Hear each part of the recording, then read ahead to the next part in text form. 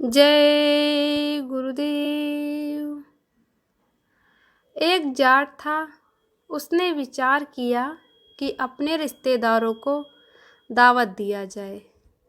उसने अपनी स्त्री से राय ली तो वह तैयार हो गई और बोली कि बहुत अच्छा रहेगा। फिर बात दोनों में होने लगी कि किन किन रिश्तेदारों को बुलाया जाए। जाट ने अपने कुछ खास रिश्तेदारों के नाम गिनाए। स्त्री सोचने लगी कि इनमें मेरे घर का तो कोई आदमी है ही नहीं। फिर बोली कि यह ठीक नहीं। जाट ने सोचा कि अगर जिद करूँगा तो घर में अशांति पैदा हो जाएगी। उसने स्त्री से पूछा कि तुम ही बताओ कि किन किन को बुलाया जाए।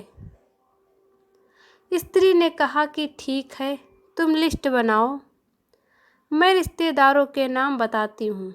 उसने बताना शुरू किया और कहा कि लिखो, मेरे पिता तुम्हारे ससुर, मेरा भाई तुम्हारा साला, मेरा चाचा तुम्हारा चचिया ससुर, मेरा फूफा तुम्हारा फुफुआ ससुर, वगैरह वगैरह।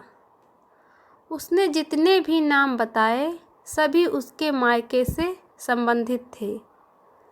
साथ में वह कहती जाती थी कि यह लिस्ट है जो हमारे हैं और तुम्हारे दोनों से संबंधित हैं। जाट बेचारा मन ही मन सोचने लगा कि इसमें तो मेरे किसी रिश्तेदार का नाम ही नहीं। अब क्या किया जाए। यह स्त्री तो बड़ी चालाक निकली। अपने कुनबे के सारे नाम गिना गई और मेरे सगे संबंधी इसके लिए कुछ भी नहीं। सोचते सोचते उसने कहा कि ठीक है, ऐसा ही होगा। जाट घर के बाहर निकला और जंगल की ओर लकड़ी काटने के लिए चल पड़ा। रास्ते में सोचता जाता था कि क्या किया जाए, झगड़ा झंझट भी ना हो और काम भी बन जाए। एकाएक उसकी नज़र एक मरी हुई गाय पर पड़ी। फौरन उसे एक तरकीब सूझ गई कि कैसे घर में कला भी न होने पावे और मेरे रिश्तेदार भोज में शरीक हो जाएं।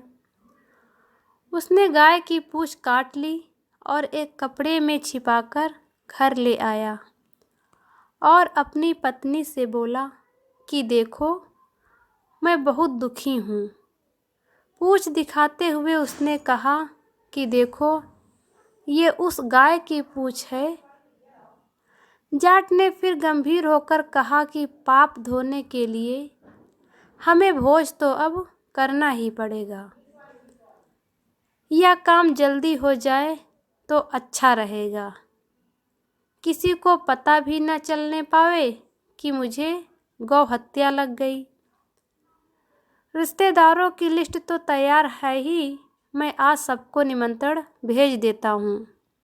स्त्री ने आपत्ति की और कहा कि यह नहीं हो सकता।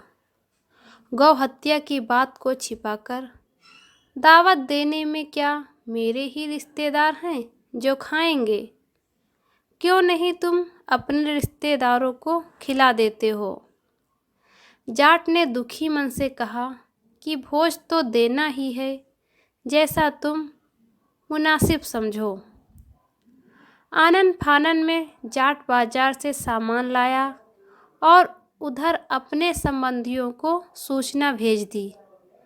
पूड़ी कचौड़ी पुआ पकवान सब कुछ बना और जाट परिवार और संबंधी जनों ने छक कर खाया।